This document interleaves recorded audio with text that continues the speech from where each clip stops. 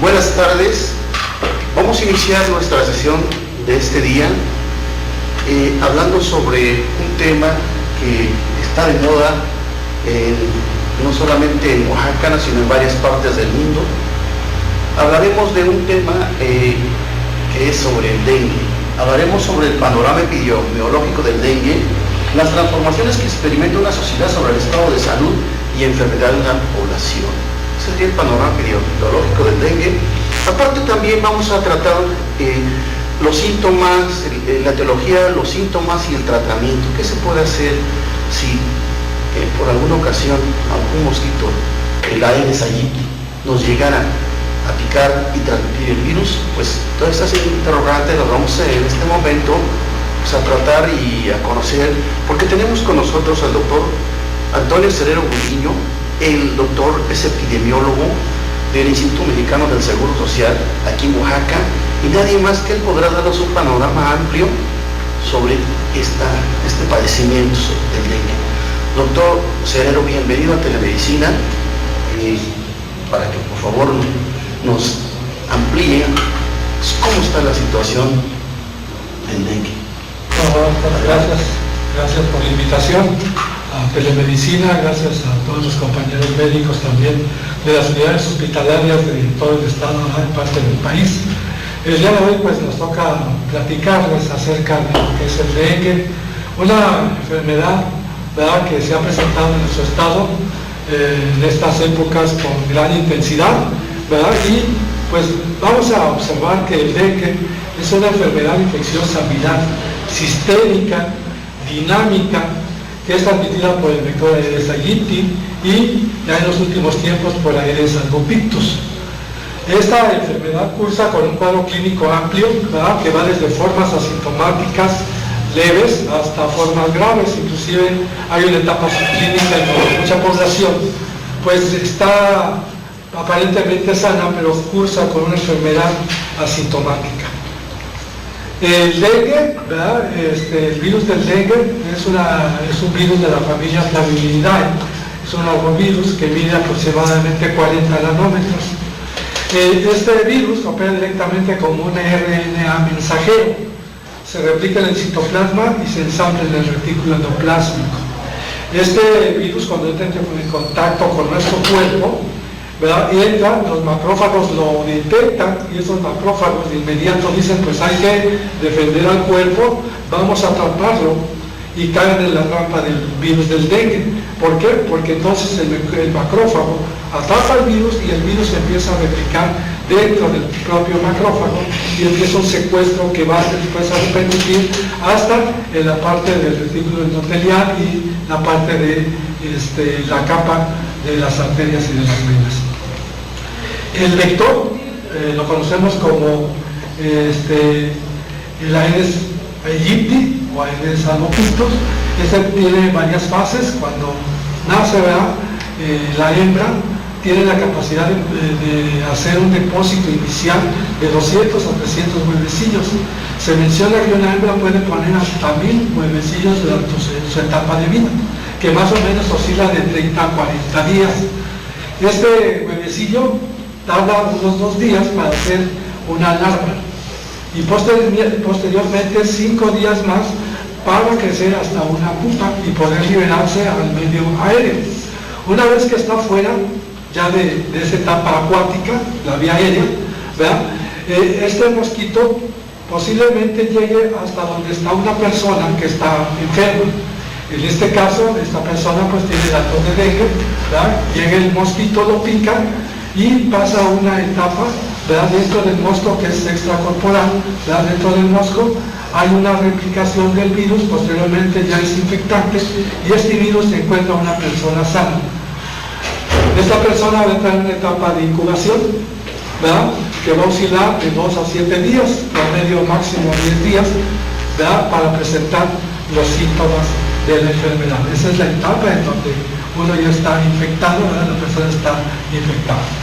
Voy a hablarles un poquito acerca del aspecto epidemiológico del padecimiento. El dengue, ¿verdad?, en las Américas tiene una distribución prácticamente homogénea, ¿verdad? Tenemos más de 2,5 millones de casos registrados en el 2019, de los cuales 1.527.528 se han confirmado. Los dengues graves, más o menos han sido 19.808 y se han registrado 1.044 defunciones en todo el continente americano, con una tasa de incidencia de 258.33 por cada 100.000 habitantes.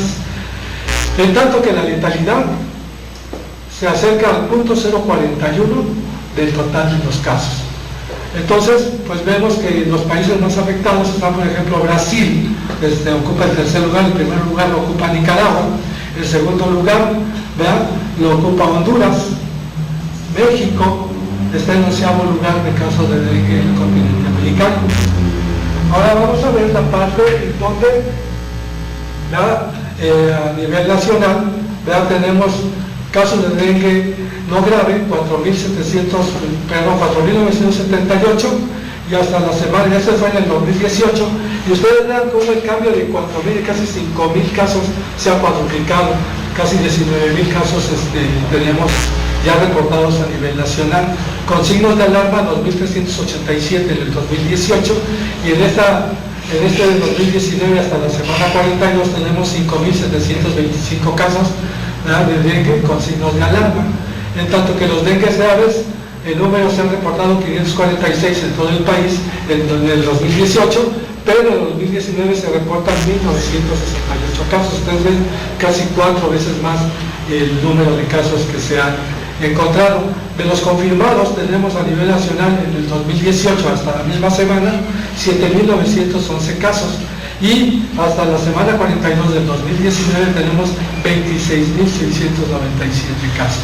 En cuanto a defunciones, se registraron en el 2018 49 defunciones, en tanto que en el 2019 hasta esta fecha tenemos 89 defunciones, una tasa de letalidad de 1.16 por cada 100 enfermos de dengue, ¿verdad? Y ustedes pueden ver aquí en la gráfica cómo en el 2019 los casos de dengue se empezaron a botar después de la semana 19.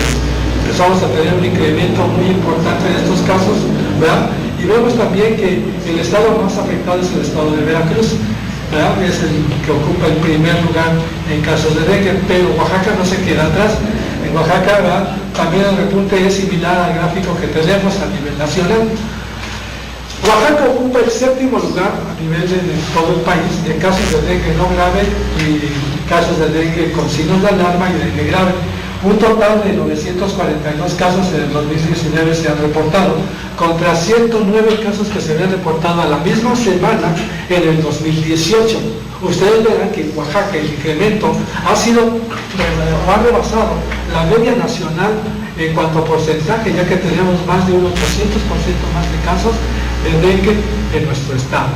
En tanto, ¿verdad?, que ya en la gráfica separada o el cuadro separado de dengue con datos con signos de alarma y dengue grave, ¿verdad?, únicamente pues tenemos 66 casos, ¿verdad?, en el 2018, pero 432 casos en el 2019, ¿verdad?, con una tasa de 10.8 casos por cada 100.000 habitantes. Entonces ustedes ven que es un incremento importante en nuestro estado de Oaxaca de los casos de dengue. A pesar de que la comunidad de Oaxaca, el pueblo de Oaxaca ya sabe que existe dengue, porque es un estado endémico, pues las tasas de infección están hacia arriba, y esto pues nos pone en foco rojo, porque seguramente algunas actividades de saneamiento básico ambiental, que son responsabilidad tanto del jefe de familia, la jefa de familia, y de las instituciones, en este caso del área de vectores, ¿verdad?, de la Secretaría de Salud, pues algo ha fallado, ¿verdad?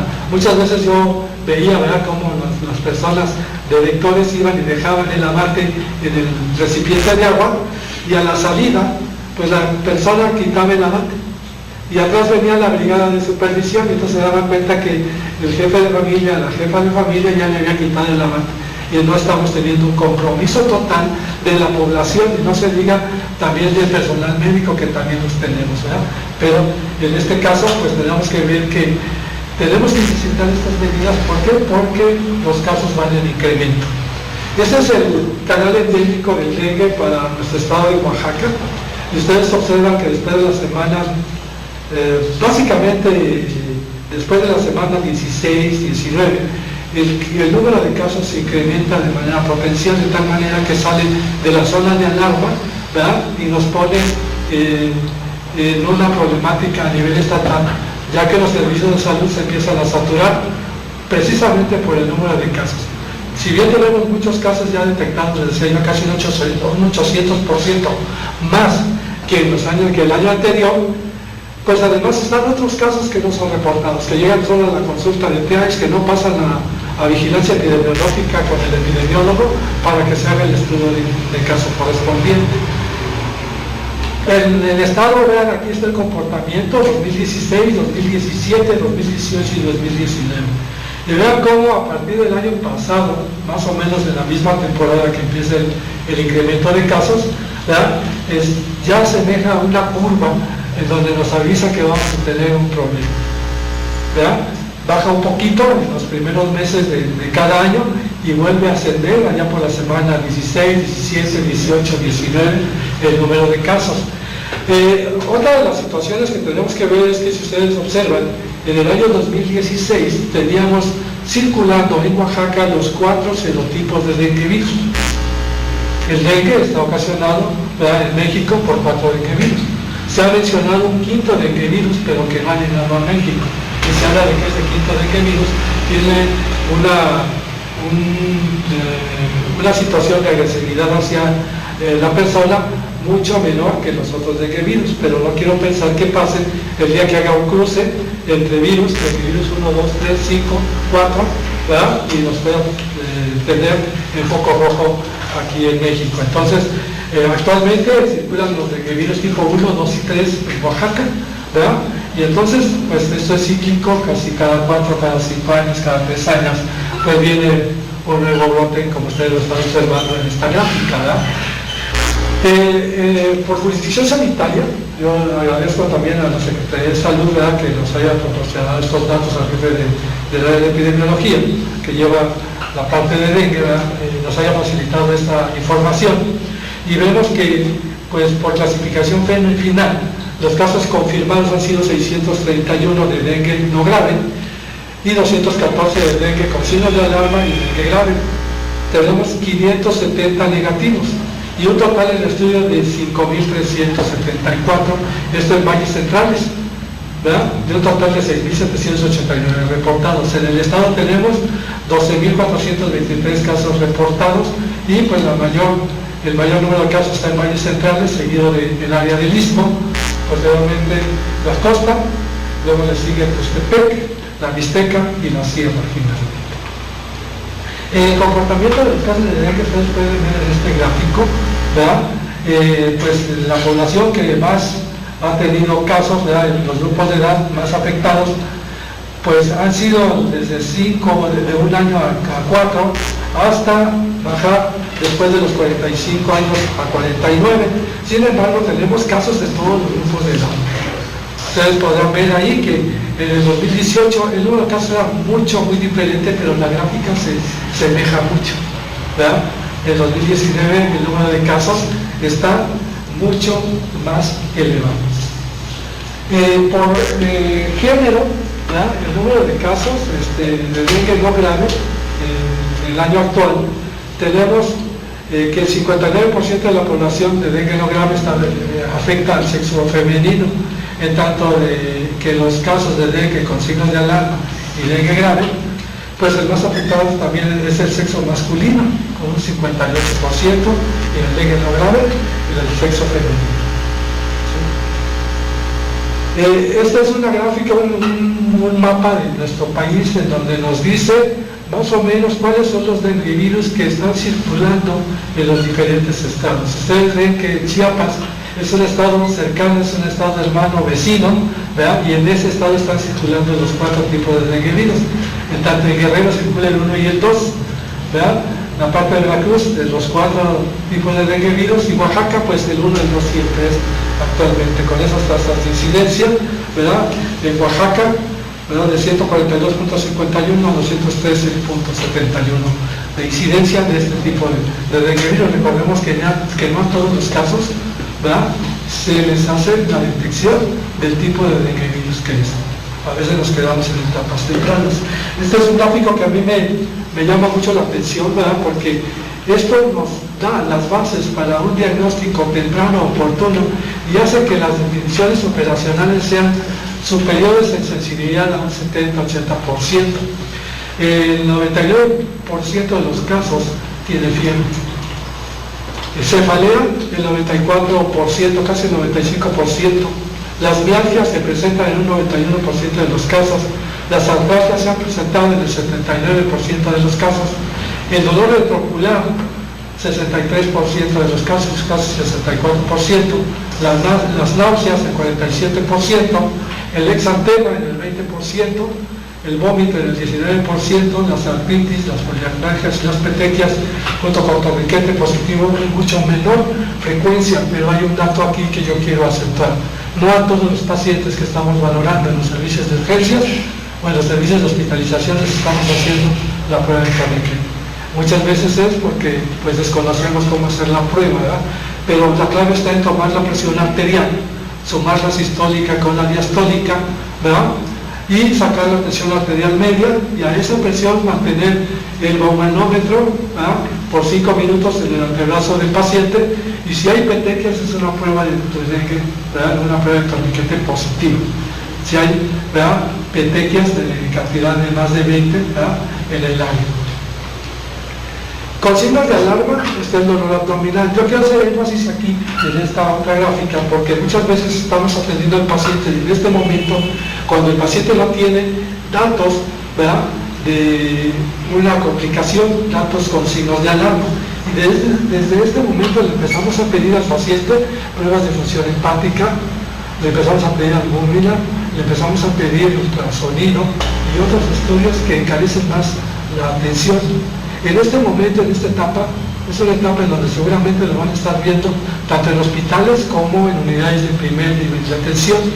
Y en este caso, únicamente lo que hay que hacer en el primer contacto del paciente es la toma de la biometría hemática para tener una cifra basal de hematocrito, de hemoglobina, de plaquetas, de cuenta leucocitaria, de linfocitos, que nos van a dar la pauta para dar un seguimiento. En el primer contacto le vamos a tomar la biometría para tener el basal y posteriormente solicitarle hasta las 72 horas un control, o bien mandar a la consulta de medicina familiar, que ahí lo evalúen y si consideran solicitar una nueva biometría, pues se solicita.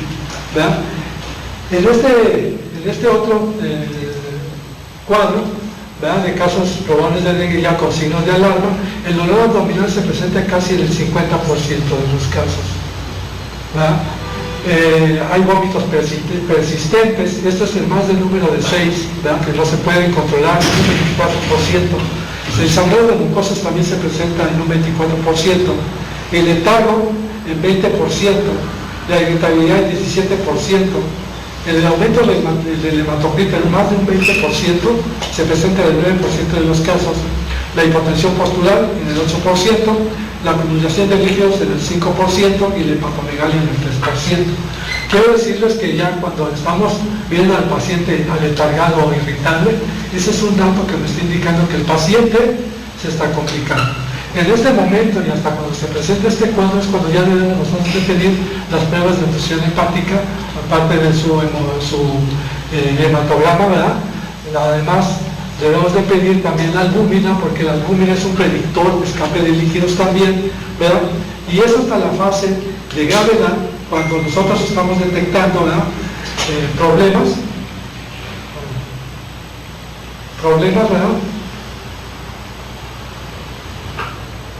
como la taquicardia, la taquipnea, las extremidades frías, el retraso en el llenado capilar. Ustedes ven que se presentan en ese porcentaje, la hematemesis, las alteraciones de la conciencia, la hipertensión arterial, la metrorragia, el escape del plasma. Pero quiero decirte que muchas veces la metrorragia se presenta desde el inicio y a esos pacientes hay que vigilarlas, ¿sí? Entonces, en esta etapa es cuando ya nosotros debemos considerar, sobre todo cuando hay un dolor abdominal intenso, sostenido, que no permite inmovilizarse al paciente, es cuando vamos a solicitar un ultrasonido. y posteriormente a esto interconsulta al departamento de cirugía para que el cirujano evalúe si no hay un procedimiento quirúrgico a realizar, pero es hasta este momento. Y también al mismo tiempo la interconsulta en terapia intensiva. Los pacientes con dengue grave deben ser atendidos en una unidad de cuidados intensivos o de terapia intensiva. En este caso, muchas veces nos atrevemos inclusive a transfundir en los servicios de urgencias o en los servicios de hospitalización, lugares totalmente inadecuados para monitorear perfectamente al paciente. Esto debe hacerse siempre en unidad de terapia intensiva y cumpliendo con los criterios que más adelante vamos a revisar. Vamos a revisar también la definición operacional de caso, que es muy sensible, 70-80%, a veces hasta el 90% de los casos pueden ser detectados con esta definición operacional. El caso probable de dengue sin signos de alarma es toda persona de cualquier edad que reside o que procede de haber asistido 14 días previos al inicio de los signos y síntomas de una región donde exista transmisión de la enfermedad y que presente fiebre y 2 o más de los siguientes síntomas: las náuseas, el vómito, el exantema, la mialgia, la artralgia, la cefalea, el dolor retrocular, la presencia de petequias o prueba de torniquete positivo y la leucopenia. Aunque en los niños menores de 5 años el único signo a considerar sería la fiebre. En este caso, muchas veces confundimos la náusea y el vómito inicial con un signo de alarma, ¿verdad?, que se dé hasta la etapa siguiente. Tenemos que tener mucho cuidado aquí, porque en el otro caso es vómito incoercible. En esos casos es más la sensación nauseosa y 2 o 3 vómitos imparables de comer. El dengue con signos de alarma, ¿verdad?, es todo caso probable que además de cumplir con el cuadro de dengue sin signos de alarma, que presente uno o más de los siguientes signos: dolor abdominal intenso y continuo o dolor a la palpación del abdomen. En este momento es cuando tú puedes decidir tomar un ultrasonido. El dolor abdominal no se quita, ¿verdad?, es insoportable en este tipo de pacientes. Hay acumulación de líquidos, fascitis, derrame pleural o derrame pericárdico. Por eso que es muy importante, ¿verdad?, hacer una correcta evaluación del paciente. La otra parte que hay que cuidar también es que si hay sangrado de mucosas, pues hay que mantener al paciente en observación. Si este sangrado, sea gingivorragia o epistaxis, es controlable, ¿verdad?, estamos ante un caso que todavía tenemos mucho que brindarle y evitar que se complique. El letargo o la irritabilidad también es un signo de alarma, la hipotensión postural o la lipotimia, la hepatomegalia mayor a 2 centímetros, el aumento progresivo del hematócrito, la disminución progresiva de plaquetas, ¿verdad? Y esto, cuando se presenta y lo detectas en el primer nivel de atención, tú tienes que derivarlo a una unidad de segundo nivel de atención para su correcto manejo. El dengue grave, ¿verdad?, pues este ya presenta, ¿verdad?, fuga de plasma. Esta fuga de plasma que conduce a choque, que se evidencia por taquicardia, por extremidades frías, por un llenado capilar retrasado mayor a 3 segundos, por pulso débil o indetectable, presión diferencial convergente menor a 20 milímetros, hipotensión arterial en fase tardía. Y hay que cuidar la insuficiencia respiratoria. La otra parte que tenemos que checar muy bien es la parte cuando estamos sospechando que el paciente tiene una hemorragia, ¿verdad?, que esta sea grave y que sea clasificada por el médico tratante. Puede ser una hematemesis incontrolable, paciente con melena, o metrorragia voluminosa o epistaxis profusa. En este momento tenemos que estar muy alertas para detectar estos signos y síntomas y evitar que evolucione hasta el choque. En esta etapa también suele presentarse de manera muy importante el daño a órganos blancos, como es el hígado, en donde las cifras de las pruebas de función hepática están sumamente alteradas, ¿verdad? El corazón con problemas de miocarditis o derrame pericárdico, alteraciones de la conciencia, que son afecciones del sistema nervioso central, y a nivel del corazón, ¿no?, que hace un problema de derrame a nivel pericárdico, una miocarditis también secundaria. El diagnóstico, desde la primera etapa de dengue sin signos de alarma, si es factible el primer nivel de atención o bien el segundo nivel de atención, hay que tomar, lo que les decía antes, una biometría hemática de manera basal. Esto con el enfoque de conocer el conteo de hematocrito basal y los niveles de glóbulos blancos. ¿verdad? Este se debe hacer en el primer contacto y sobre todo a pacientes que tienen comorbilidades, o están embarazados o están en extremos de la vida. En este caso, el seguimiento es clínico a las 24 horas.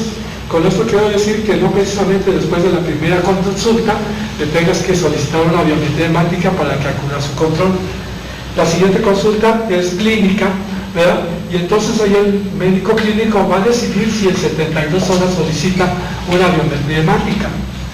Esto lo menciono porque he visto en los hospitales que el primer contacto le pide una biometría hemática el primer día y la siguiente se la pide a las 24 horas para evaluarlo.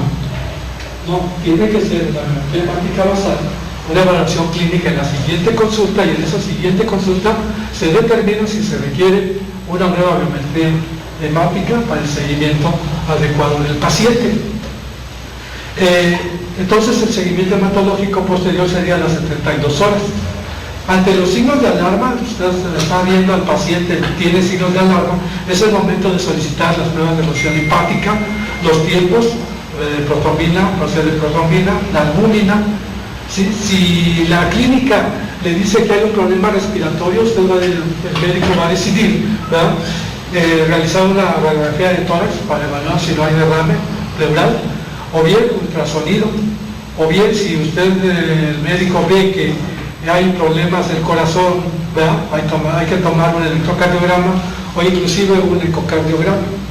En los pacientes aquellos que no nos alcanza el tiempo para tomar la muestra sanguínea y fallecen, es necesario que en ellos se hagan biopsias, o se tomen muestras de hígado, de vaso y de ganglios linfáticos para después realizar estudios de inmunocromatografía.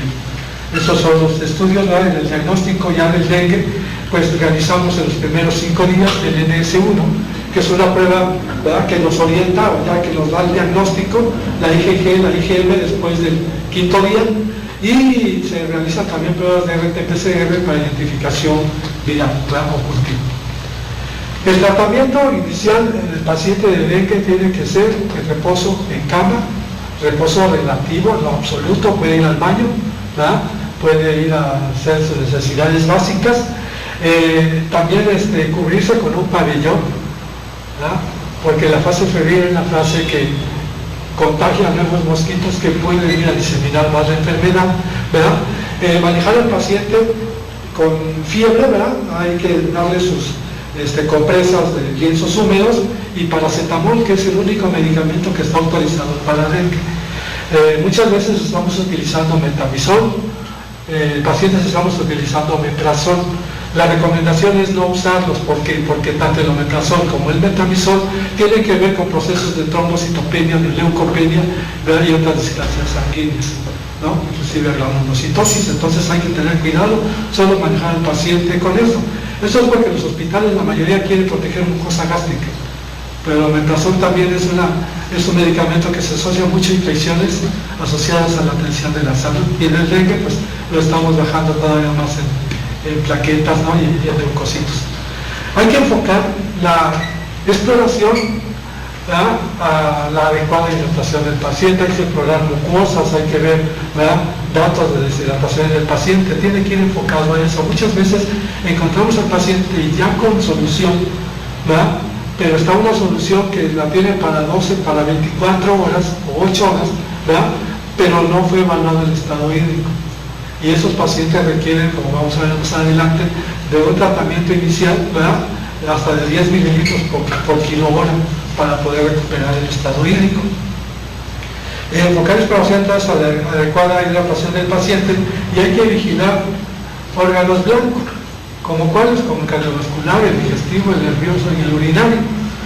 Hay que estar alerta a los estados de comorbilidad, de embarazo y extremos de la vida.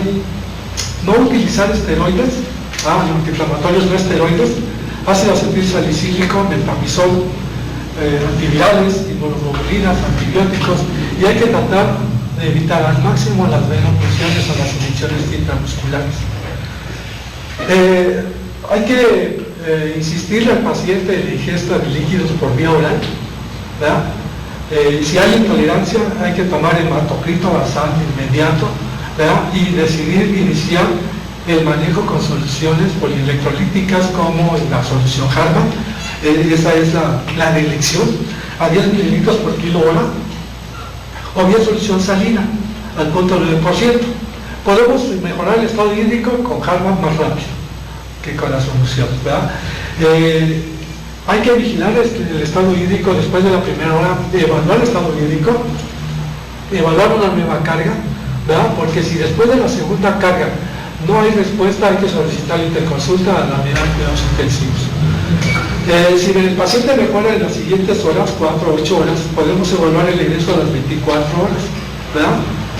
O bien hospitalizarlo con dosis de mantenimiento de 2 a 5 mililitros por kilo hora, ¿verdad? Y después de desaparecer la fiebre y la sintomatología, hay que mandar al paciente a la consulta externa para su vigilancia.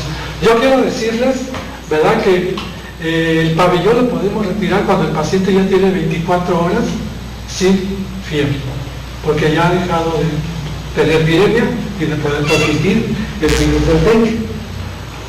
La otra parte, ya el manejo en UCI es con coloides, es el único padecimiento que todavía utilizamos coloides para corregir, ¿verdad?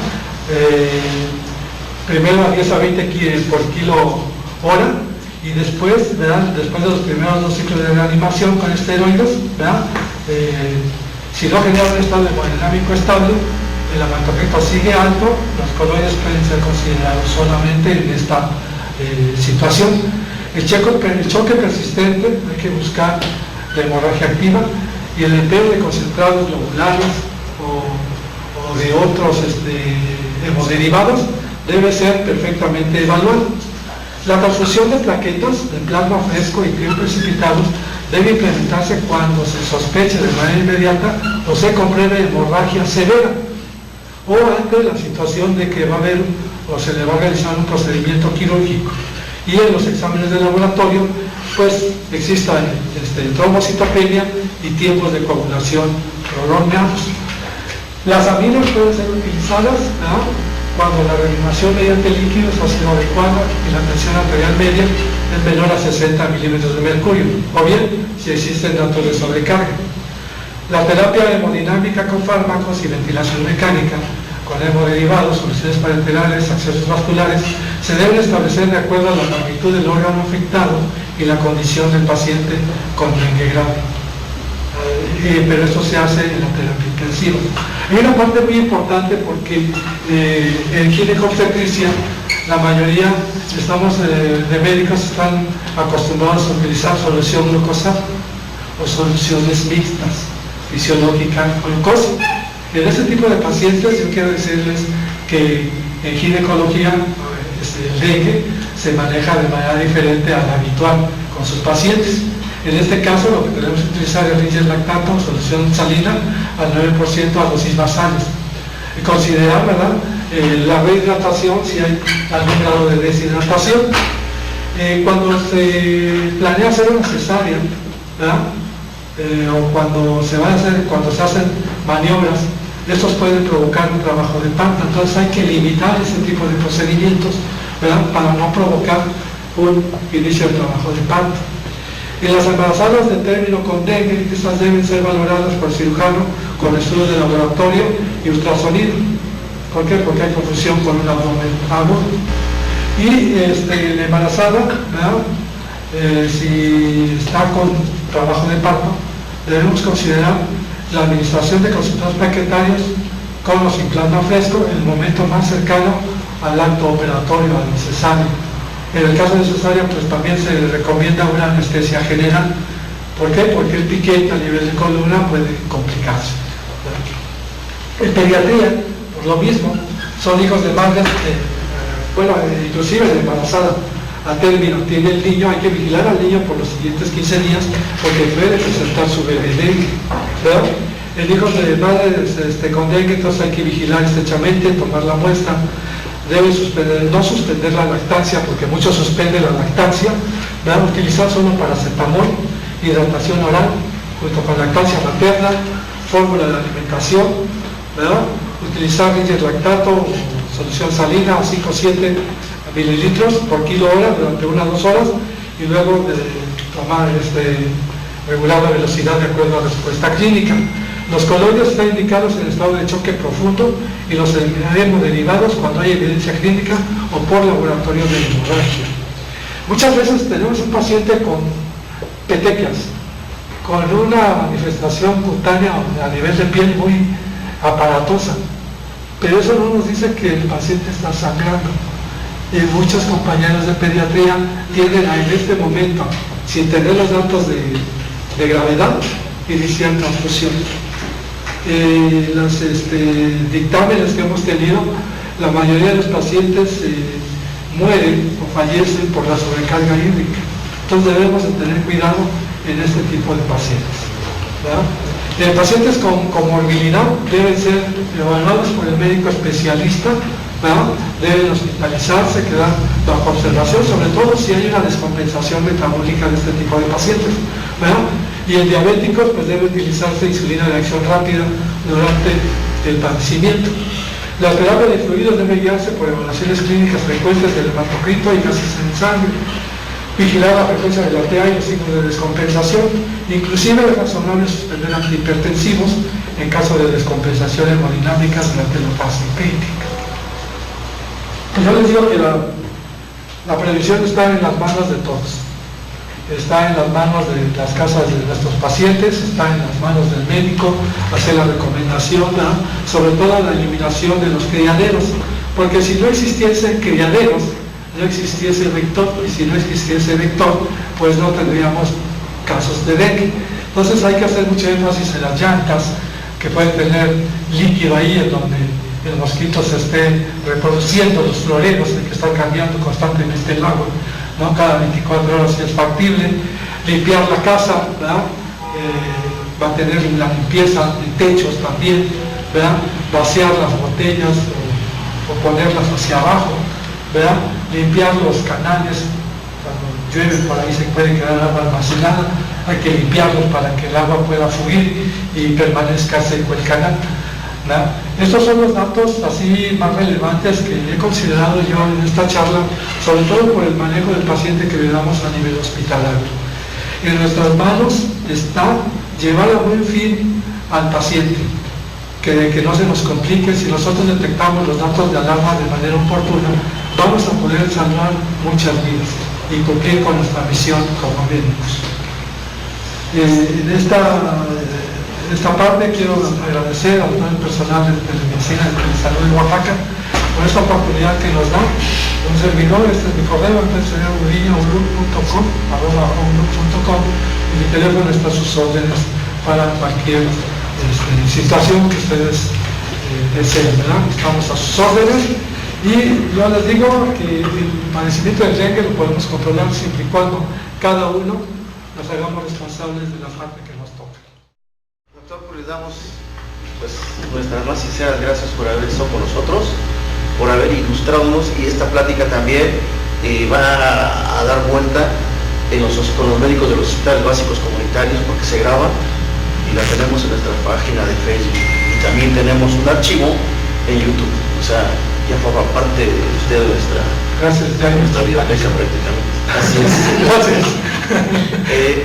Y igual a la gente que estuvo con nosotros, pues le agradecemos su atención y nos veremos próximamente. Doctor. Gracias y un saludo a toda la